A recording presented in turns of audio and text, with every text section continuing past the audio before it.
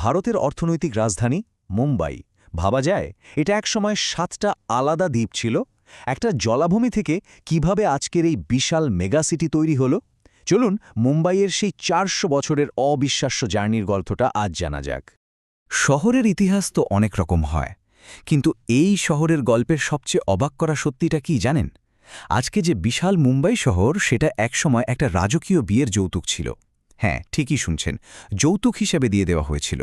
এই অসাধারণ গল্পটা ঠিকভাবে বুঝতে হলে আমরা এর পুরো জার্নিটাকে 5টা ভাগে ভাগ করে দেখব।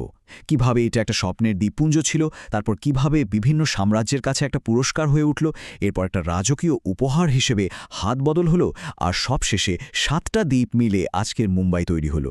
তো প্রথমেই ফিরে যাই একদম শুরুতে। আজকের এই ব্যস্ত কোলাহলপূর্ণ শহরের জায়গায় একসময় কি ছিল? ছিল শুধু কয়েকটা শান্ত বিচ্ছিন্ন দ্বীপ। চলুন দেখে নেওয়া যাক সেই সময়টা ঠিক কেমন ছিল। এই যে স্ক্রিনে দেখতে পাচ্ছেন, এগুলোই ছিল সেই 7টা মূল দ্বীপ: বোম্বে, কোলাবা, লিটল কোলাবা। প্রত্যেকটার ছিল একদম নিজস্ব পরিচয়, নিজস্ব সংস্কৃতি। আর এখানে বাস করত কলি, আগ্রির মতো আদিবাসী মানুষেরা, যারা শত শত বছর ধরে এখানেই ছিল। ভাবতে অবাক লাগে, তাই না? একদিকে জেলেদের গ্রাম, জলাভূমি, কাদা, আর অন্যদিকে বিশ্বের বড় বড় শক্তিধর সাম্রাজ্য।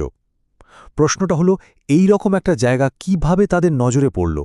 কিভাবে এটা তাদের কাছে এত লোভনীয় হয়ে উঠল?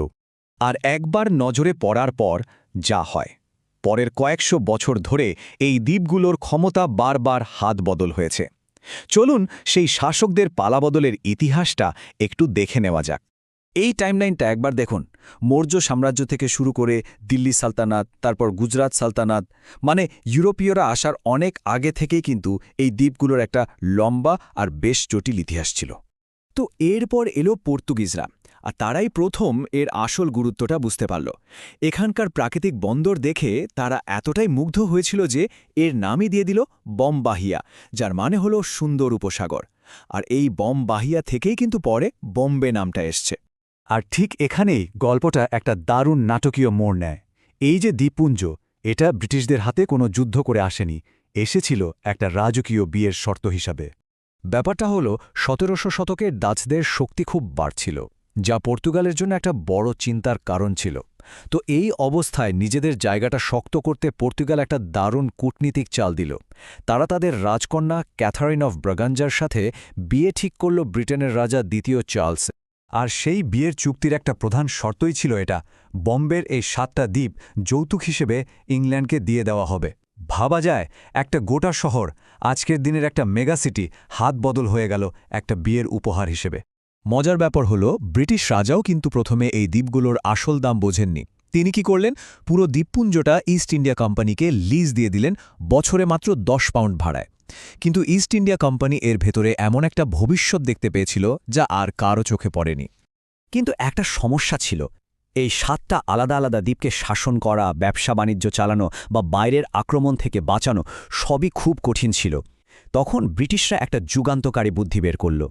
তারা ভাবল, যদি দ্বীপগুলোকে আলাদাভাবে সামলানো না যায়, তাহলে কি করা যায়? সবগুলোকে এক করে দেওয়া হোক।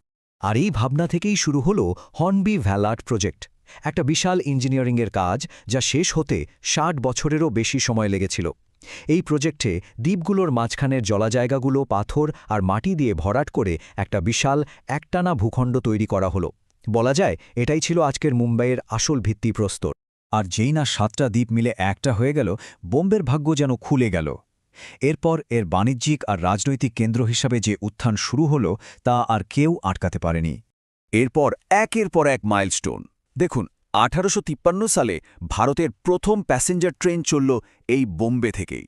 এরপর ব্রিটিশ রাজ সরাসরি ক্ষমতা নিল। দেশ স্বাধীন হওয়ার পর এটা হলো মহারাষ্ট্রের রাজধানী। আর সবশেষে 1995 সালে শহরটা তার পুরনো নাম বোম্বে ছেড়ে নতুন পরিচয় পেল মুম্বাই। তাহলে মূল ব্যাপারটা কি দাঁড়ালো?